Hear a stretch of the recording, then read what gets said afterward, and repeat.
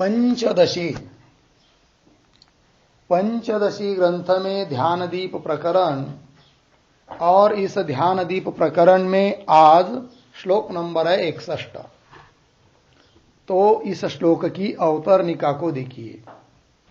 ननु वेद्यत्वं ब्रह्मण वास्तवं न भवति इति आशंक्य तो उपास्यत्वमपि तथा इति आह। तो पूर्व पक्षी शंका कर रहा है। बात ये चल रही है कि पूर्व पक्षी कहता था कि निर्गुण ब्रह्म की उपासना नहीं हो सकती।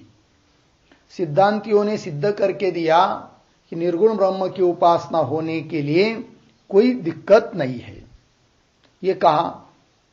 तब पुनः उस पूर्व पक्षी बोल रहा है कि ब्रह्म में जो वेद्यत्व है वह तो वास्तव नहीं है।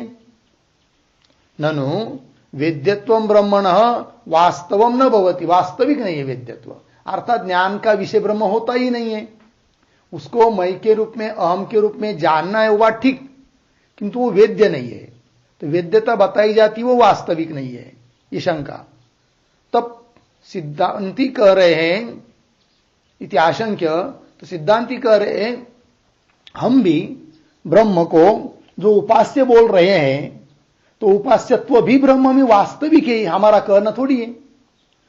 ब्रह्म की निर्गुण ब्रह्म का ज्ञान जिसको नहीं होता है उसको उस निर्गुण ब्रह्म की उपासना करनी चाहिए, यह हमारा सिद्धांत है।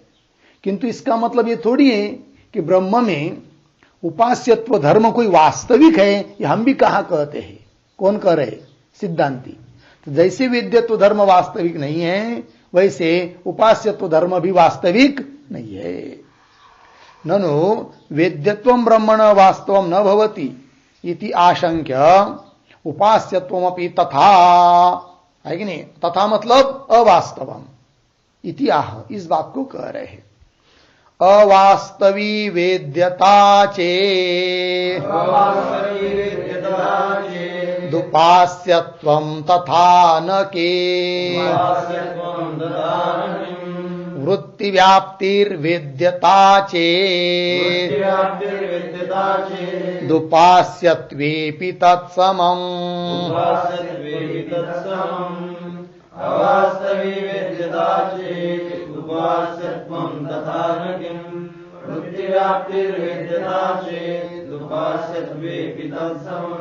अवास्तवी वेद्यता चेत उपास्यत्वं तथा न किम वृत्ति व्याप्ति ही वेद्यता चेत उपास्यत्वे अपि तत्समम।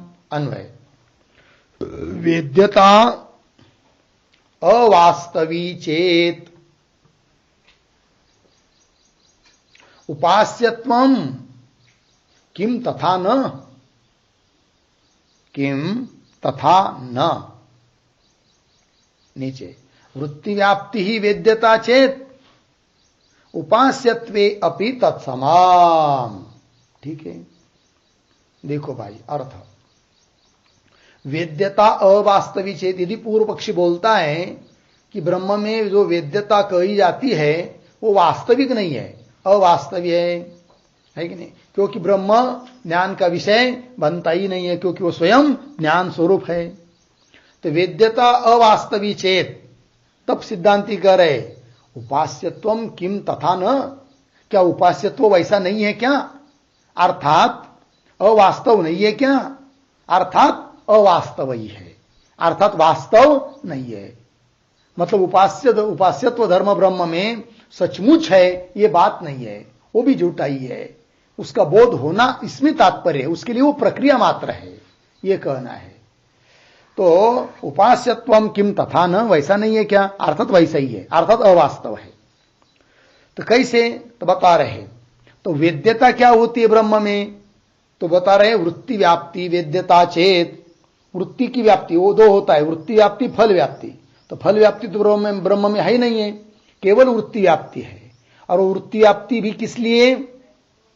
कि ब्रह्म के आश्रय से रहने वाला जो आवरण, अभानापादक आवरण, उसकी निवृत्ति के लिए आवश्यक होती है। कौन? वृत्ति। तो वृत्ति व्याप्ति, और वो वृत्ति व्याप्ति ही वेद्यता है। है कि नहीं? तो आभानापादक आवरण निवृत्ति के लिए केवल वृत्ति व्याप्ति की जरूरत होती है, और वो भी कोई वास्तविक नहीं है। उर्वरित जो ब्रह्म है, बचा हुआ जो ब्रह्म है, वो वास्तव है, ये कहने का भाव। तो वृत्ति व्याप्ति वेद्यता चेत, उस प्रकार की यदि वेद्यता ब्रह्म में है जो कि अवास्तव है, उसी प्रकार उपास्यत्व अपि तत्सम, उपास्यत्व में भी वैसा ही है। क्या? तो उसमें वृत्ति व्याप्ति है, इधर भी वृत्ति की आवृत्ति है कि नहीं? मैं ब्रह्म हूं, मैं ब्रह्म हूं, अहम ब्रह्मास्मि, अहम ब्रह्मास्मि, इस प्रकार की वृत्ति की आवृत्ति होती है। इतना ही अंतर है। ठीक, तो दोनों में समान बात हो गई। टीका देखिए, अवास्तवी इति ननु वेदन पक्षे वृत्तेः ब्रह्माकारत्वम् अस्ति नोपासने इति आशंक्य। पूर्व पक्षी शंका कर सकता है कि ननु वेदन पक्षे, वेदन पक्षे ज्ञान पक्षी, ज्ञान पक्ष में वृत्तेः ब्रह्माकारत्वम् अस्ति, वृत्ति ब्रह्माकार होती है, वही वृत्ति व्याप्ति है। तो वृत्ते ब्रह्माकारत्वम् अस्ति न उपासने, किंतु उपासना करते समय वृत्ति तो ब्रह्माकार नहीं होती है। तो दोनों में भेद हुआ कि नहीं? है कि नहीं? तो न उपासने इति आशंक्य, यह शंका करके उत्तर दे रहे, शब्द बलात् तदाकारत्वम् उभयत्र। शब्द बलात्, शब्द रूप सामर्थ्य से, शब्द रूप माध्यम से, तदाकारत्व, तदाकारत्व ब्रह्माकारत्व, उभयत्र समानम, दोनों जगह समान है। दोनों जगह मतलब वेदन पक्ष में भी और उपासना पक्ष में भी। तो वो तो उधर भी ब्रह्माकार वृत्ति है कि नहीं? वृत्ति व्याप्ति जिसको कहते हैं, और इधर भी उस ब्रह्म तत्व को अहम के रूप में जानने के लिए वृत्ति की आवृत्ति करना पड़ती है। तो उपासना में भी वृत्ति की व्याप्ति है, तो दोनों में समान हुआ। अर्थात जैसे ब्रह्म का ज्ञान होता है वैसे उपासना भी होती है। जो कि पूर्व पक्षी बोल रहा था कि निर्गुण ब्रह्म की उपासना नहीं हो सकती है, उसका खंडन करके निर्गुण ब्रह्म की उपासना होना संभव है, यह सिद्ध किया जा रहा है। और वो भी सिद्ध किस लिए किया जा रहा है कि जिसको विचार से ब्रह्म तत्व का ज्ञान नहीं हो पाता है, उसने उस ब्रह्म तत्व की उपासना करनी चाहिए, इसलिए। ठीक है, चलिए फिर। तो शब्द बलात् तदाकारत्वम् उभयत्र समानम इति आह वृत्ति हो गया। आगे चलिए, आगे के श्लोक की अवतरणी का। युक्ति शून्य उपालंब तो त्वत्पक्षे अपि समान इति आह। ठीक है, तो कह रहे हैं कि युक्ति शून्य उपालंब, उपालंब का मतलब होता है युक्ति रहित दोष का कथन, है कि नहीं? युक्ति शून्य, उपालंब मतलब दोष कथन। तो युक्ति रहित दोष का कथन तो त्वत्पक्षे भी समान, तुम्हारे पक्ष में भी समान ही है, ऐसे बोल रहे हैं। ठीक है, देखिए फिर तो श्लोक को। काते भक्ति रूपास्तौ चेत कस्त्वे द्वेषस्तदीरय मानाभावो न वाच्यो, हाँ, मानाभावो न वाच्योस्या बहुश्रुतिषु दर्शना।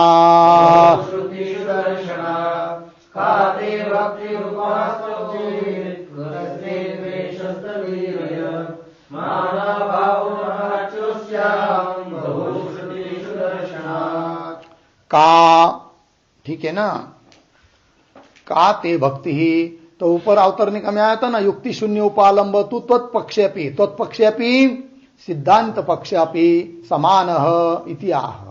तो पूर्व पक्षी बोल रहा है कि युक्ति शून्य दोष कथन जैसे तुम हमारे मत में देते हो, वैसे तो त्वत्पक्षे अपि, तुम्हारे सिद्धांत पक्ष में भी तो समान ही है। कौन बोल रहा है? पूर्व पक्षी। तो कैसे?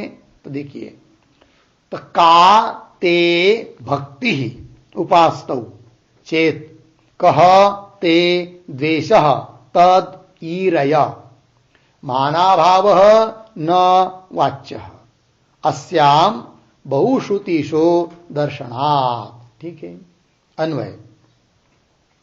ते उपास्तौ का भक्ति ही,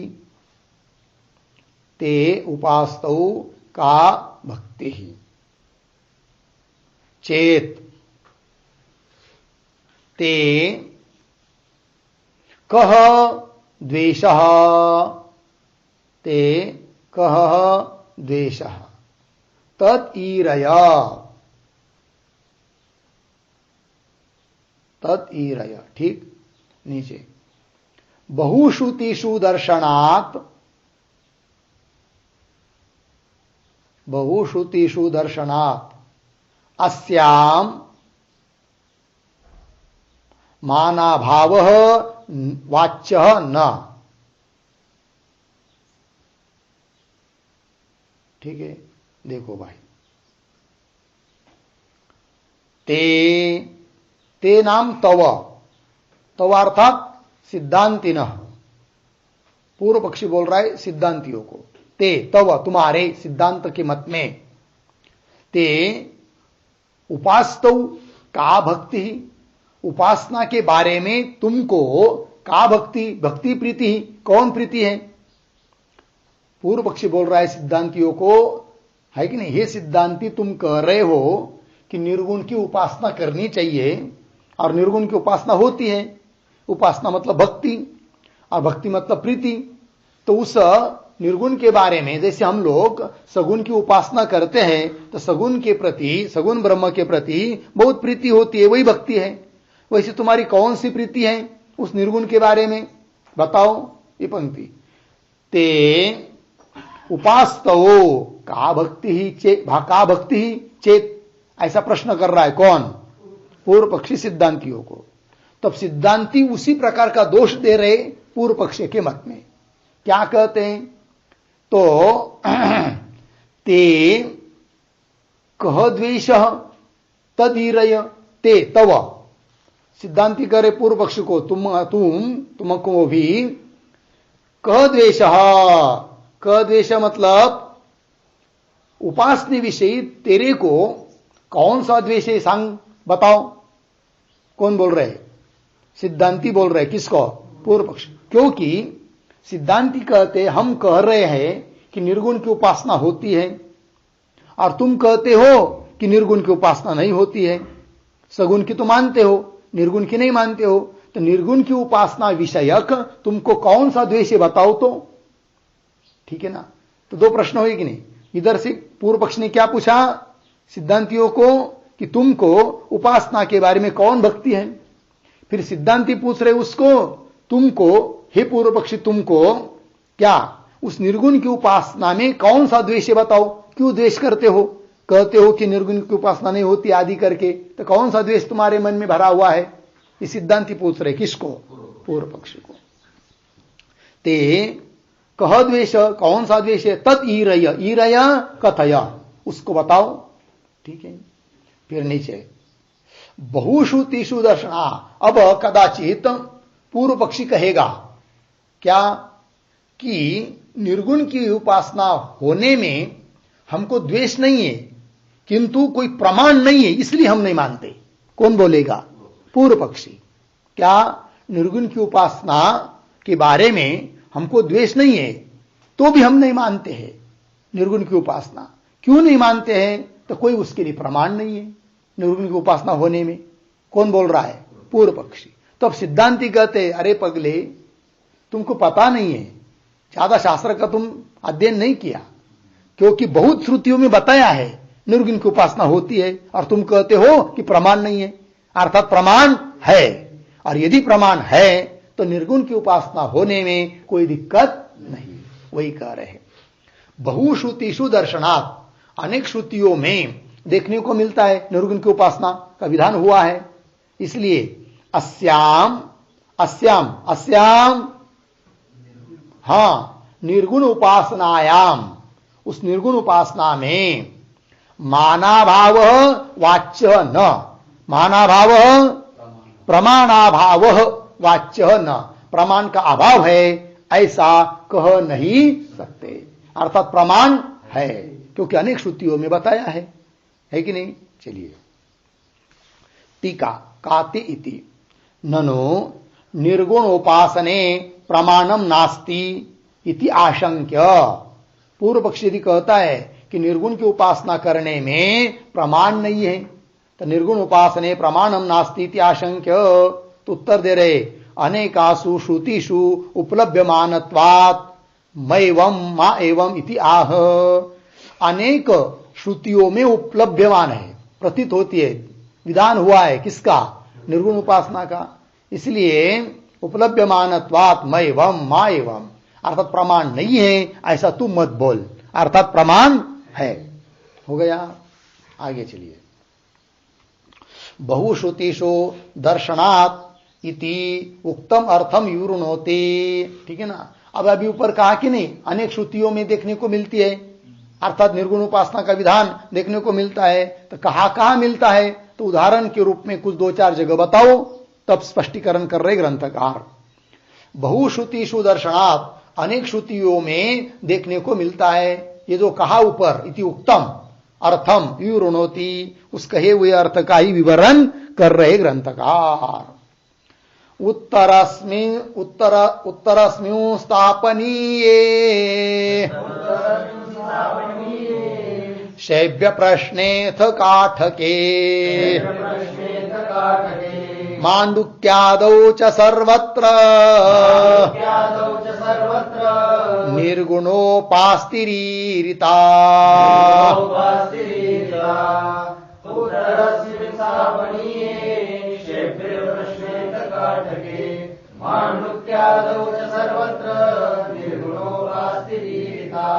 उत्तरस्मिन् तापनीये शैव्य प्रश्ने अथ काठके मांडुक्यादौ च सर्वत्र निर्गुणोपास्ति ईरिता। अन्वय, पहली पंक्ति सरल है। उत्तरस्मिन् तापनीये शैव्य प्रश्ने अथ काठके च मांडुक्यादौ सर्वत्र निर्गुणोपास्ति ईरिता।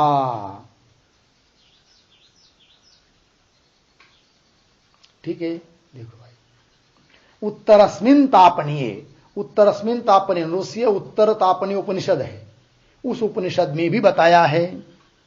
और शैव्य प्रश्ने अर्थात प्रश्नोपनिषद में 5वें प्रश्न के रूप में शैव्य ऋषि ने प्रश्न किया हुआ है, वहां पर भी उत्तर देते समय बताया है निर्गुण की उपासना। अथ और काठके कठोपनिषद में भी बताया है। च और मांडुक्यादौ मांडुक्यादि उपनिषदों में भी बताया है। तो इस प्रकार सर्वत्र निर्गुणोपास्ति ईरिता, सब जगह निर्गुणोपासना का कथन हुआ है। अर्थात निर्गुण उपासना में कोई प्रमाण नहीं है ऐसा कह नहीं सकते, अर्थात निर्गुण उपासना में प्रमाण है। ठीक है, देखिए टीका को। उत्तरस्मिन् इति तापनीयोपनिषदि, तापनीय उपनिषद है कि नहीं, 108 उपनिषद है, उसमें एक उपनिषद है तापनीय उपनिषद। आद्य जगत गुरु शंकराचार्य जी महाराज ने केवल 10 उपनिषद पर भाष्य किया है। ठीक है, और भी बहुत सारे उपनिषद है। ठीक है, 108 नहीं, वो तो फिर कुछ कर्म कांड के अलग है, ज्ञान कांड के लिए 108 है। चलो, तो तापनीयोपनिषदी, तापनीय उपनिषदों में तावत, तावत मतलब प्रथम, अब बता रहे उसको। देवाह वै प्रजापतिम अब्रुवन अनोहो अनियाम, अनियान क्या है, याम समीम आत्मानम ओंकारम नो व्याचक्ष्व, ये उपनिषद का प्रमाण दे दिया। ठीक है जी, तो देखो भाई, तो देवाह वही प्रजापतिम अब्रुवन, देवता लोग प्रजापति अर्थात ब्रह्मदेव उसको बोले, क्या बोले, अब्रुवन बोले, अनुहो अनियान, जो अनु से अनु है, और अनुहो अनियाम लगे ना, अनोह अनियाम, ये हो गया। और समीमम आत्मानम ओंकारम, है ना, ओंकार स्वरूप जो आत्मा है उसका उपदेश कीजिए कि जिसकी हम उपासना कर सके। तो नह व्याचक्षस्व, जिसकी हम उपासना कर सके उसका उपदेश कीजिए, ऐसा देवता लोग उस ब्रह्मदेव को बोले। फिर वहां पर निर्गुण उपासना का प्रतिपादन किया है उस ब्रह्मदेव ने उस उपनिषद में, अर्थात उसका प्रमाण है। लग गया अर्थ? आगे क्या है? इत्यादिना बहुधा निर्गुणोपासनम अभिधीयते। इत्यादिना, इत्यादि श्रुतियों के द्वारा एक उल्लेख करके एक श्रुति दे दी, तो उसके आगे उसके लेकर बहुत सारे श्रुतियों के द्वारा इत्यादिना बहुधा बहुत प्रकार से निर्गुणोपासनम अभिधीयते, निर्गुण की उपासना का कथन किया गया है। और शैव्य प्रश्ने, प्रतीक उसका अर्थ बता रहे प्रश्नोपनिषदि पंचमे प्रश्न, प्रश्नोपनिषद में 5वें प्रश्न में बताया गया है निर्गुण उपासना। क्या है वो 5वां प्रश्न? थोड़े में दे रहे, यह पुनः एतम त्रिमात्रेण ओम इति अनेन एव अक्षरेण परम पुरुषम अभिध्यायीत, ऐसा इति, ये प्रश्नोपनिषद में बताया। यह पुनः एतम, जो पुनः एतम त्रिमात्रेण ओम इति अनेन, इस तीन मात्रा से युक्त अकार उकार मकार, इन 3 मात्रा से युक्त जो ओंकार है, तो ओम इति अनेन एव, ओम इस अक्षर से ही परम पुरुषम अभिध्यायित, परम पुरुष जो परमात्मा है निर्गुण ब्रह्म, उसको अभिध्यायित उपासना करते हैं उन 3 मात्रा से युक्त ओंकार अक्षर के माध्यम से। अर्थात निर्गुण उपासना का प्रतिपादन वहां पर भी हुआ है इति। और काठ के इसका अर्थ कर रहे कठवल्याम, कठोपनिषदों के वल्लियों में भी निर्गुण उपासना का कथन हुआ है। तो बोलेंगे कहा हुआ है बताओ, तो मंत्र दे रहे कठोपनिषद के वल्ली, सर्वे वेदा यत् पदम आमनन्ति इति उपक्रम्य, यहां से उपक्रम करके आरंभ करके एतद ही एव अक्षरम ब्रह्म, यहां तक ठीक है। तो सर्वे वेदा यत् पदम आमनन्ति, यत् पदम पदम स्वरूपम, सभी वेद जिस स्वरूप को आमनन्ति, आमनन्ति कथयन्ति, सभी वेद जिस स्वरूप का कथन करते हैं, तो यहां से उपक्रम किया हुआ है कठोपनिषद में। और अंतिम कहा तक एतत् ही एव अक्षरम ब्रह्म, यह अक्षर स्वरूप ही क्या है? ब्रह्म है इति, ऐसा उपदेश किया है। ठीक है, तो वहां पर भी निर्गुण उपासना का प्रतिपादन हुआ है। और आगे और कठोपनिषद में और बता रहे, एतत् आलंबनम श्रेष्ठम, यही आलंबन है कि नहीं, क्या है? श्रेष्ठ है, ओंकार रूप आलंबन ही श्रेष्ठ है, ऐसा कहा है। इत्यादिना प्रणोपासनम उच्यते, इत्यादि मंत्रों से प्रणव अर्थात ओंकार की अर्थात निर्गुण ब्रह्म की उपासना कही जाती है। उच्यते प्रणोपासनम उच्यते। और आगे मांडुक्योपनिषदि, मांडुक्योपनिषद में भी उस निर्गुण ब्रह्म तत्व की उपासना बताई है।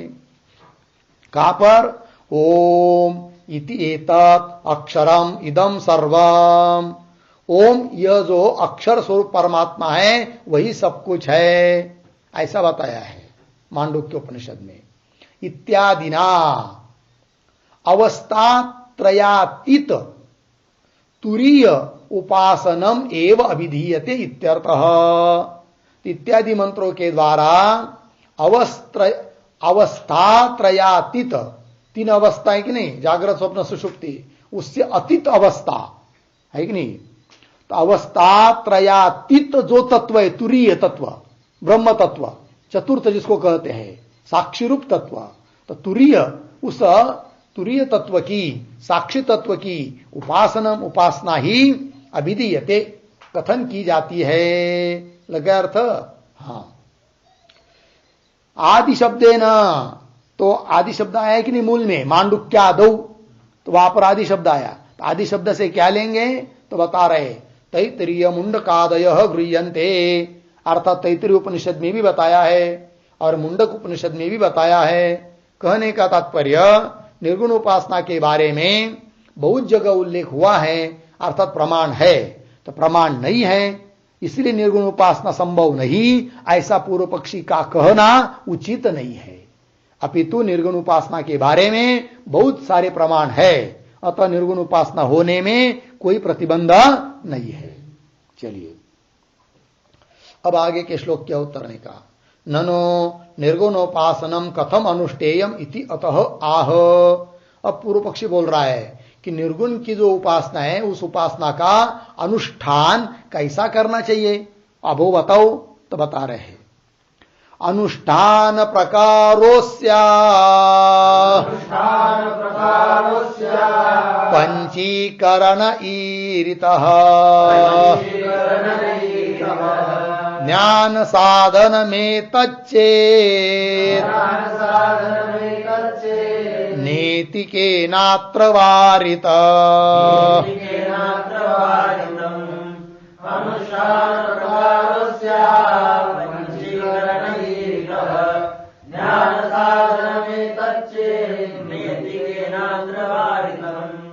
हाँ, अनुष्ठान प्रकार अस्याः पंचीकरणे ईरितः ज्ञान साधनम एतत् चेत न इति केन अत्र वारितम। ठीक, अन्वय। अस्याः अनुष्ठान प्रकारः पंचीकरणे ईरितः। ठीक है, नीचे एतत् ज्ञान साधनम चेत न इति केन अत्र वारितम। क्यों न इति नहीं, कैसा? पंचीकरण ईरित इतना हुआ ना। एतत् ज्ञान साधनम चेत, इतना मिला। चेत के बाद लीजिए अत्र न इति केन वारितम, ऐसा अत्र न इति केन वारितम। ठीक है, अर्थ देखिए। अस्याः अनुष्ठान प्रकार, अस्याः निर्गुण उपासनायाः, निर्गुण उपासना का अनुष्ठान का प्रकार कैसा उसका करना चाहिए, अनुष्ठान करना चाहिए, यह सब बात पंचीकरणे ईरितः, पंचीकरण नाम का जो ग्रंथ है उसमें कथन किया है। सुरेश्वराचार्य जी महाराज इनके द्वारा रचित ग्रंथ है एक, कौन सा? पंचीकरण, संस्कृत में मूल ग्रंथ। फिर अभी हम लोग जो पढ़े हैं पंचीकरण वो मराठी में है, हिंदी में गुजराती में बनाया है उसको श्री राम गुरु ने, फिर उसका अनुवाद किया है किसी ने मराठी में, तो वो हम लोग अभी अभी हुआ है। किंतु यहां पर पंचीकरण शब्द से क्या लेना है? पंचीकरण ग्रंथ सुरेश्वराचार्य का द्वारा पंचीकरण ईरित मेरे पास है, देखना हो तो दिखाएंगे। ठीक है, उसको फोटो कॉपी चाहिए तो दे देंगे। तो पंचीकरणे ईरितः लगा अर्थ। अब कोई पूर्व पक्षी बोलेगा और बोलेंगे ठीक है निर्गुण उपासना मान्य करते हैं, किंतु ये निर्गुण उपासना क्या है? ये तो ज्ञान का साधन है, ज्ञान थोड़ी है। ऐसा कोई कहेगा तो सिद्धांति कह रहे हम कहा नहीं बोल रहे, हम भी तो वही कह रहे हैं ज्ञान का साधन है करके। कौन? निर्गुण उपासना क्या है? ज्ञान नहीं है, ज्ञान का साधन है। इसलिए तो हम कह रहे हैं कि जिसको विचार से निर्गुण ब्रह्म तत्व का ज्ञान नहीं हो पाता है उसके लिए हम कह रहे हैं कि निर्गुण उपासना करो। अर्थात निर्गुण उपासना क्या बन जाता है? ज्ञान का साधन। वही एतत् मतलब ये निर्गुण उपासना ज्ञान साधनम चेत, ज्ञान का साधन है ऐसे यदि कहते हो चेत, तो कह रहे अत्र न इति केन वारितम, नहीं ऐसा किसने कहा? हम भी तो कह रहे ज्ञान का साधन है करके। ठीक, चलिए टीका। अनुष्ठानेति ननु एतद उपासनम ज्ञान साधनम एव। पूर्व पक्षी बोल रहा है कि यह जो निर्गुण की उपासना तुम बता रहे हो, एतद उपासनम ज्ञान साधनम एव, ज्ञान का साधन ही है। तो कह रहे ज्ञान साधनम एव न मुक्ति साधनम इति आशंक्य, ये कोई मोक्ष का साधन नहीं है, अपितु ज्ञान का साधन है। क्योंकि मोक्ष का साधन कौन? ज्ञान, और ज्ञान का साधन है कौन? ये निर्गुण उपासना। ऐसा है, ये पूर्व पक्षी बोल रहा है। तब सिद्धांति कह रहे ब्रह्म तत्वोपास्त्या अपि मुच्यते इति वदताम अस्माकम अनुकूलम इति आह ज्ञानम ज्ञान साधनम इति। तब सिद्धांति कह रहे ये बात तुम्हारी कहनी, ये पूर्व पक्षी तुम्हारा यह कहना तो हमारे लिए तो अनुकूल ही है। क्योंकि हम भी कहते क्या? ब्रह्म तत्व उपास्त्या अपि मुच्यते, ये गया है पीछे, कहा गया याद है? कहा गया है इसी प्रकरण का पहला श्लोक, ध्यानदीप प्रकरण का, ठीक है, वहां गया है ब्रह्म तत्वोपास्त्या, ब्रह्म तत्व की उपासना से भी मुच्यते। लेकिन कैसा मुच्यते? कि ब्रह्म तत्व की उपासना करेगा तो ज्ञान होगा और ज्ञान से मुक्त होगा, ये तात्पर्य। ब्रह्म तत्वोपास्त्यापि मुच्यते इति वदताम अस्माकम, ऐसे बोलने वाले हम सिद्धांती लोगों के लिए अनुकूलम, यह पूर्व पक्षी का कहना अनुकूल ही है। इति आह ज्ञान साधनम इत्यादि पंक्ति से उत्तर दिया, उत्तरार्ध से हो गया जी। चलिए आगे, अब आगे के श्लोक की अवतरणिका को देखिए। ननो सगुणोपासनम एव सर्वै अनुष्ठीयते न निर्गुणोपासनम इति आशंक्य। ये पूर्व पक्ष अब शंका कर रहा है। पूर्व पक्ष ने अब तक तो मान्य ही नहीं किया था क्या कि निर्गुण की भी उपासना होती है करके, अब मान्य कर लिया, ठीक है। तो मान्य तो कर लिया तो भी और शंका उसको आ रही है। वो कहता है पूर्व पक्षी तो बोल रहे कि निर्गुण उपासना ठीक है मानते हम, किंतु सब लोग तो सगुण की उपासना करते, निर्गुण की उपासना तो कोई करता नहीं है कि नहीं? क्यों नहीं करता है फिर? ये निर्गुण की उपासना है तो करना चाहिए ना, मान्य करते हम, किंतु क्यों नहीं करते फिर निर्गुण की उपासना लोग? ये प्रश्न। ननु सगुणोपासनम एव सर्वैहि अनुष्ठीयते, सगुण की उपासना का ही सभी लोगों के द्वारा अनुष्ठान किया जाता है। न निर्गुणोपासनम, निर्गुण की उपासना का अनुष्ठान नहीं किया जाता है। इति आशंक्य, शंका करके उत्तर दे रहे। तस्य प्रमाण सिद्धस्य अपलाप न युक्त इति आह। सिद्धांति कह रहे कि तस्य निर्गुणोपासनस्य, वो जो निर्गुण की उपासना है वो प्रमाण सिद्ध है, तो प्रमाण सिद्ध होने के कारण उसका अपलाप कर नहीं सकते। अपलाप मतलब निषेध कर नहीं सकते, अर्थात उस सगुण की सब लोग उपासना करते, निर्गुण की कोई उपासना नहीं करता है, अतः निर्गुण की उपासना मत मानो, इस प्रकार का निषेध नहीं कर सकते। क्योंकि जैसी सगुण ब्रह्म की उपासना प्रमाण से सिद्ध है, उसी प्रकार निर्गुण ब्रह्म की उपासना भी कैसे है? प्रमाण से सिद्ध है। तो प्रमाण से सिद्ध वस्तु का निषेध नहीं किया जा सकता है, भले उसको लोग माने अगर न माने। प्रमाण से सिद्ध है कि नहीं? नहीं माना तो उससे क्या होगा? कुछ नहीं बिगड़ेगा, उसका निषेध नहीं किया जा सकता, ठीक है। तो वही कह रहे तस्य प्रमाण सिद्धस्य तस्य अपलापः, अपलाप मतलब निषेध न युक्त, नहीं हो सकता है। इतिहास नानुतिष्ठति कोपेत दिति चेन्मानुतिष्ठतो पुरुषस्यापराधेन किमुपास्ति प्रदुष्यते।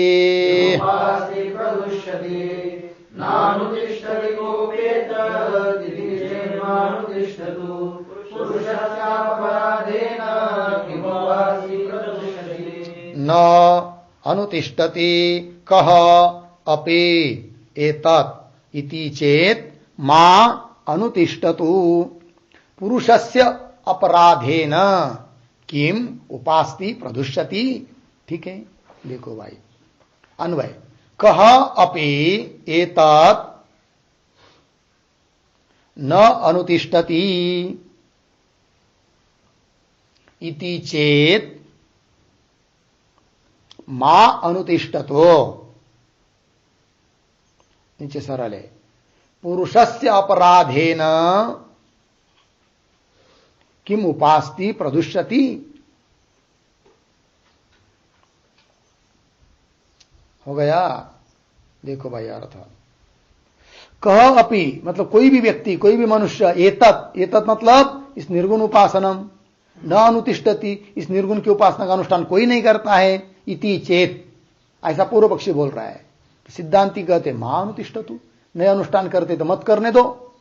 उन लोगों ने नए अनुष्ठान किया, इसका मतलब वो तो पुरुष का अपराध है, उपासना का क्या उसमें। तो वही कह रहे पुरुषस्य अपराधेन, वो न करना पुरुष का अपराध है, तो उस अपराध से किम उपास्ति प्रदुष्यति, क्या उपासना प्रदूषित होगी क्या? अर्थात नहीं होगी। ठीक है कि नहीं। कोई तालाब है और उसमें जल भरा हुआ है और जल बहुत मीठा है, अच्छा है, किंतु कोई उसका उपयोग नहीं कर रहा है। तो कोई उपयोग नहीं कर रहा है तो उपयोग न करने वाले का दोष है, उससे तालाब का क्या बिगड़ेगा, वो तो अपने मस्ती में है कि नहीं। इस प्रकार लग गया। तो निर्गुण उपासना शास्त्र प्रमाण से सिद्ध है, उसका अनुष्ठान करना चाहिए। यदि नहीं करता है तो पुरुष का अपराध है, और पुरुष के अपराध से उपासना का क्या बिगड़ेगा, उपासना का कोई नहीं बिगड़ेगा, ये कहना। आगे चलिए, आगे के श्लोक की अवतरणिका। प्रमाण सिद्धस्य अनुष्ठानाभावेन अपरित्याज्यत्वे दृष्टांतम आह। ठीक है। तो जो चीज प्रमाण से सिद्ध है, ऐसी चीज का, ऐसी वस्तु का केवल अनुष्ठान न होने मात्र से उसका परित्याग नहीं किया जाता। प्रमाण से सिद्ध है, अनुष्ठान करना चाहिए, किंतु कोई अनुष्ठान नहीं कर रहा है, तो अनुष्ठान नहीं कर रहा है इसका मतलब वो परित्याज्य है, ये नहीं होता है। इसके लिए दृष्टांत दे रहे हैं कि बहुत ऐसी वस्तु है जगत में, प्रमाण से सिद्ध है, अनुष्ठान होना चाहिए, नहीं हो रहे तो भी उसका त्याग लोगों के द्वारा नहीं होता है, ऐसा कह रहे।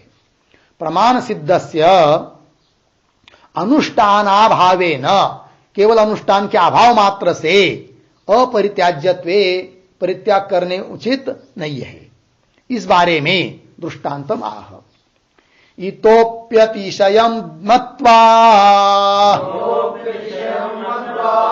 मंत्रान् वश्याधिकारिणः मूढ़ा जपन्तु तेभ्योति मूढ़ा कृषिमुपासता।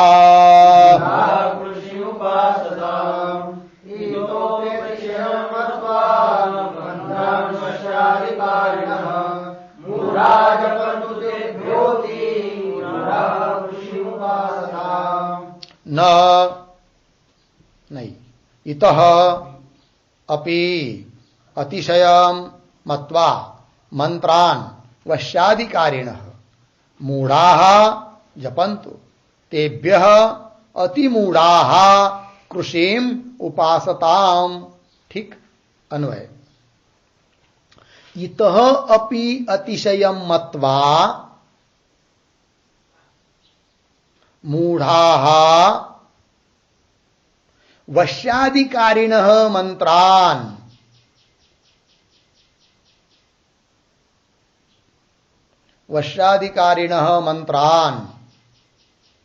जपन्तो तेभ्यः अतिमूढ़ाः कृषिम उपासताम्। ठीक है, अर्थ को देखिए भाई।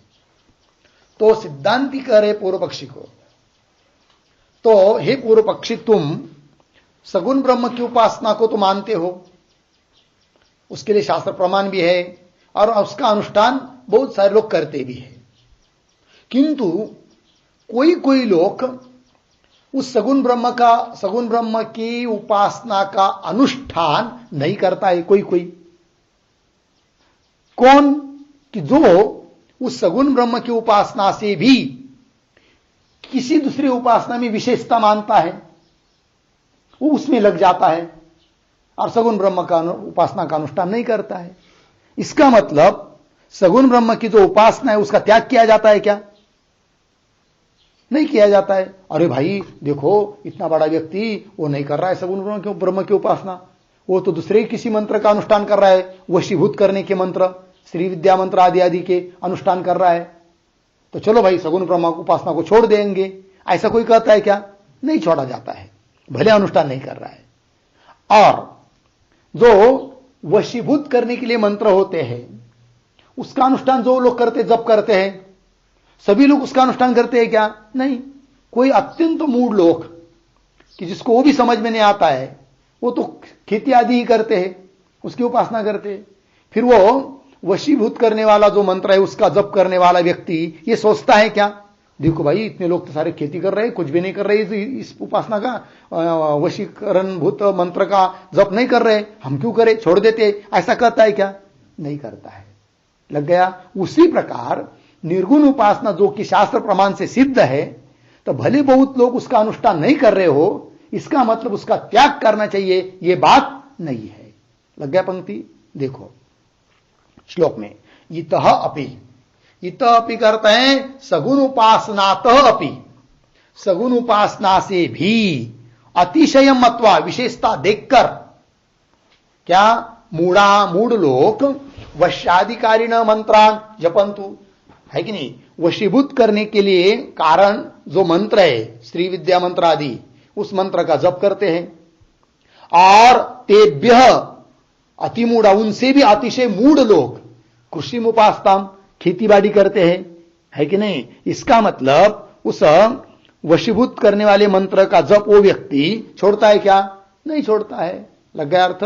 चलिए टीका, इतोपीति अयम अभिप्राय, तात्पर्य दे रहे, यथा जिस प्रकार से कि सगुण उपासनेभ्य, सगुण उपासना की अपेक्षा कालांतर भावी फलेभ्य, ये विशेषण है सगुण उपासनेभ्य का, तो कैसा पढ़ना चाहिए? था कालांतर भावी फलेभ्य सगुण उपासनेभ्य।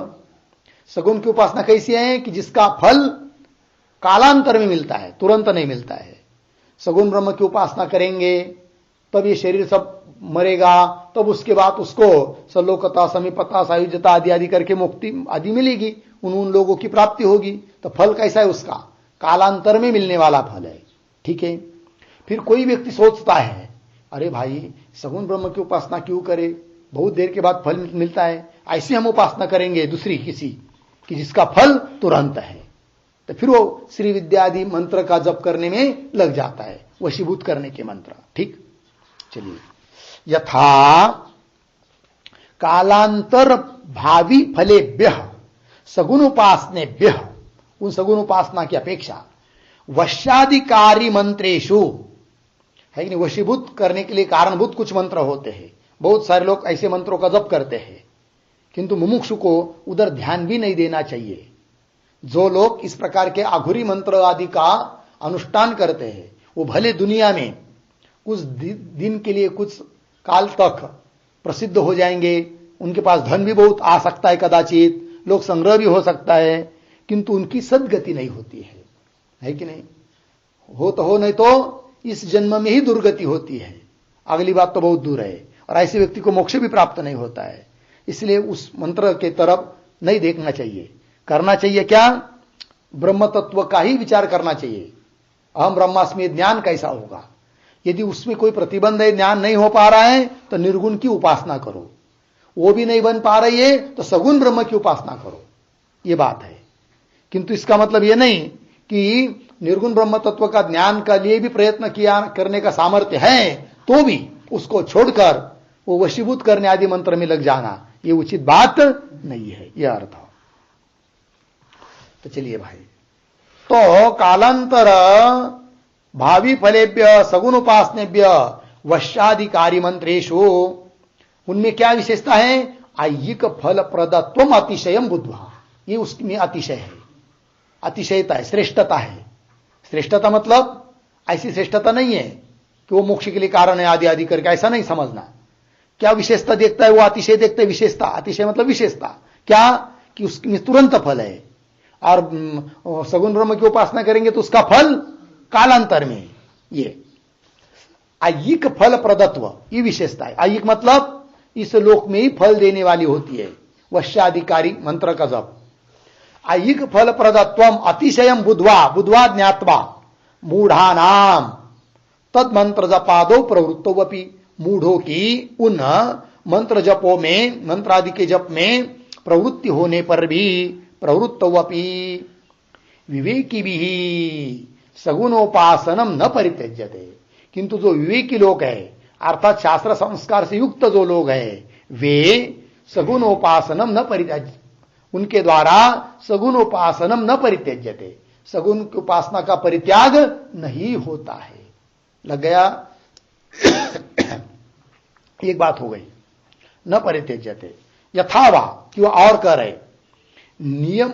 अब कुछ मूढ़ लोग उस वशी करने के लिए, वशीभूत करने के लिए जो मंत्र है उससे भी अधिक अतिशय, अधिक विशेषता देखते हैं किसमें?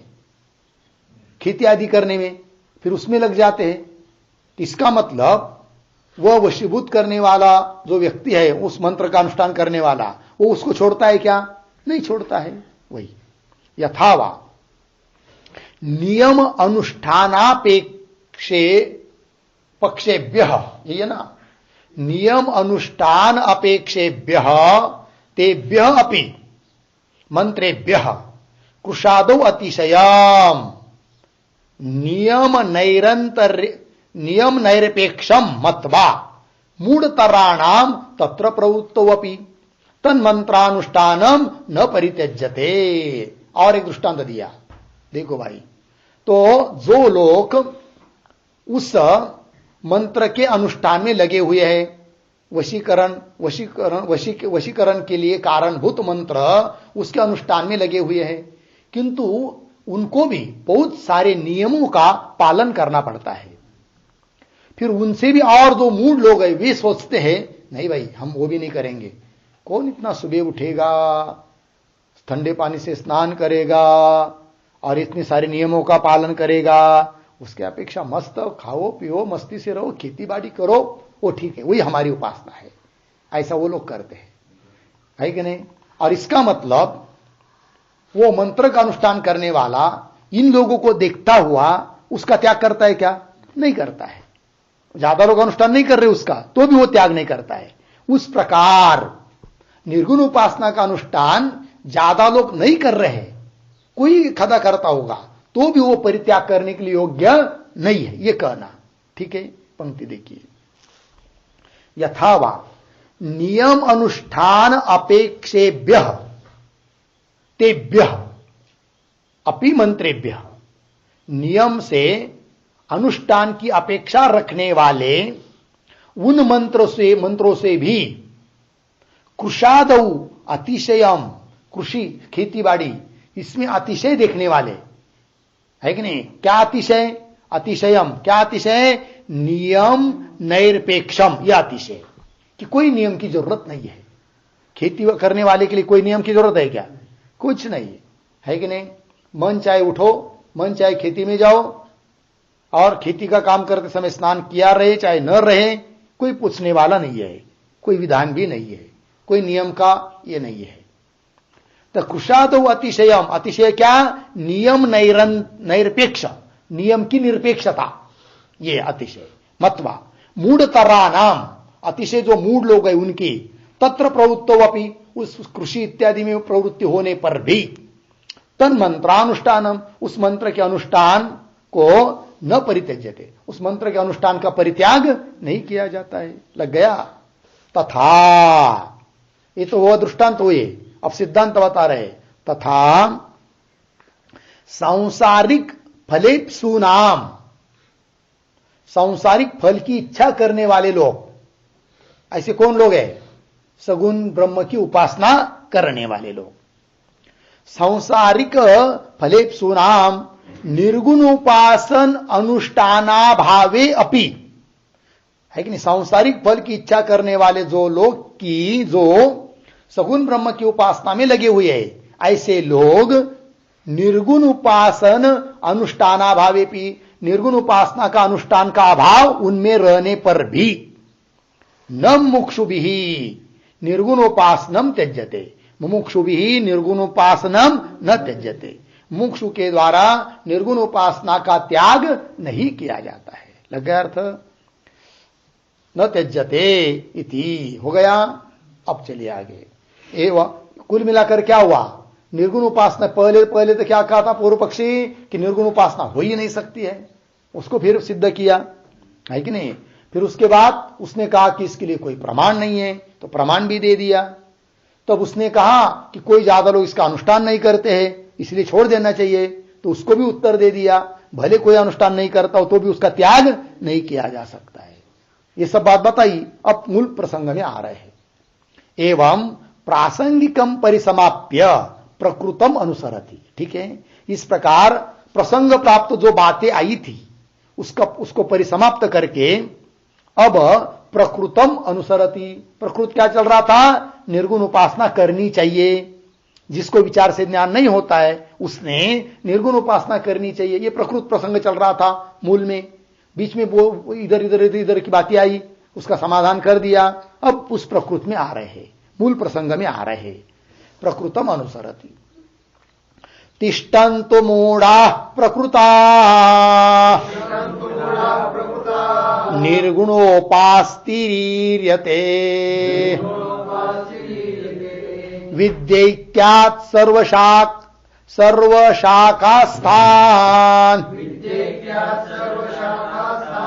गुणानत्रोपसंहरेत्।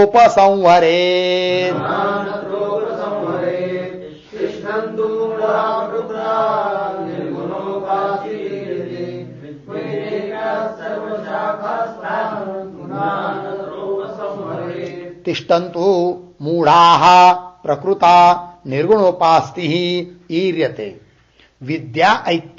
विद्यैक्यात् सर्वशाखास्तान गुणान अत्र उपसंवरेत। अन्वय मूढ़ाः तिष्ठन्तु प्रकृता निर्गुणोपास्ति ईर्यते। नीचे सरले विद्यैक्यात् सर्वशाखास्तान गुणान अत्र उपसंवरेत। ठीक है जी, अर्थ देखिए। मूढ़ाः तिष्ठन्तु, मूढ़ लोगों को रहने दो, छोड़ दो उनकी बात। प्रकृता अर्थात प्रारंभिता, जिसका प्रारंभ किया था वह निर्गुणोपास्ति ईर्यते कथ्यते। उस निर्गुण उपासना का अब कथन किया जा रहा है।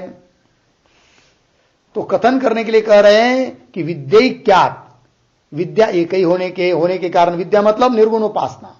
जितनी भी शाखा है वेद की, सभी शाखाओं में, बहुत सारी शाखाओं में निर्गुण उपासना का प्रतिपादन किया है, किंतु अलग अलग जगह प्रतिपादन होने पर भी वह निर्गुण की उपासना एक ही है। विद्यैक्यात्, वो निर्गुण उपासना एक ही रूप होने के कारण क्या करें? सर्व शाखास्तान गुणान, सभी शाखाओं में बताए गए जो उस ब्रह्म के गुण, यद्यपि ब्रह्म तो निर्गुण है तो भी उसका बोध होने के लिए कहे हुए जो विशेषणाधिक है उनका अत्र उपसंवरेत, सबका मिलाप ब्रह्म में करे। अर्थात सभी रूप से उस ब्रह्म को जाने। केवल सत्स्वरूप है इतना जानकर काम नहीं चलेगा, वो चित स्वरूप भी है, वो आनंद स्वरूप भी है, वो एक व्यापक है, एक रस है, ऐसे सभी को, सभी धर्मों से उसको जानना है। ठीक है जी, चलिए टीका। सर्व वेदांत प्रत्ययम चोदनाद्य विशेषात, ब्रह्म सूत्र है 331 इति उक्त न्यायेन, इस सूत्र में कहे हुए नियम के अनुसार निर्गुणोपासनस्य एकत्वात्, निर्गुण उपासना ही क्या है? एक ही है। तासु शाखासु, उस शाखा में, श्रुतान उपास्य गुणान, उस शाखा में कहे हुए जो उपास्य के गुण, उन गुणों को एकत्र उपसंहृत्य उपासनम कर्तव्यम, उन सभी गुणों को एक जगह उपसंहृत्य अर्थात सम्मिल्य, मिलाप करके उपासना करनी चाहिए, है कि नहीं? इस शाखा में उस उपास्य के कुछ अलग गुण कहे, इस शाखा में कुछ उपास्य के अलग गुण कहे, तो सभी को पढ़कर वो सभी गुण हमारे उपास्य में है ऐसा समझकर ही उसकी उपासना करनी चाहिए। तो बोलेंगे भाई उपसंवृत्ति का अर्थ होता है सम्मिल्य, है कि नहीं? कल गया ना तत्वानुसंधान में भी इस प्रकार का विषय गया, उपसंहार करके, मतलब सभी गुण उस तत्व में समझकर उसकी उपासना करनी है। तो इसके लिए प्रमाण क्या कि सभी शाखाओं में कहे हुए उपास्य तत्व के गुण उसी ब्रह्म उपास्य में समझकर समझना, इसके लिए प्रमाण क्या? तो प्रमाण दे दिया ब्रह्मसूत्र का। क्या प्रमाण दिया? सर्व वेदांत प्रत्ययम चोदनादि अविशेषात। अविशेषात, चोदनादि मतलब प्रेरणा, विधान, अविशेषात समानात, विधान सब जगह समान होने से, एक रूप होने से सर्व वेदांत प्रत्ययम। ठीक है, ये कहा। तो क्या बात है? इस पर लिखते एक वाक्य, तो लिखिए प्रतीक सर्व वेदांत प्रत्ययम, इसका अर्थ बताता हूं। सर्व वेदांत प्रत्ययम बराबर सर्वैहि वेदान्तैहि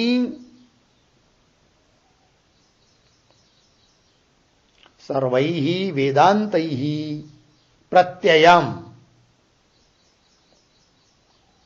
प्रत्ययम बराबर प्रतीयमानानि उपासनानि, प्रतीयमानानि उपासनानि न भिद्यन्ते, न भिद्यन्ते, पूर्ण विराम। आगे कुतः प्रश्न चिन्ह, कुतः बराबर नहीं, खुद बराबर नहीं, प्रश्न चिन्ह हुआ ना, कुतः उत्तर दे रहे चोदनाद्य विशेषात, उत्तर दिया बराबर सर्वशाखासु, सर्वशाखासु चोदनायाः अविशेषात्, चोदनायाः अविशेषात् बराबर एक रूपत्वात्,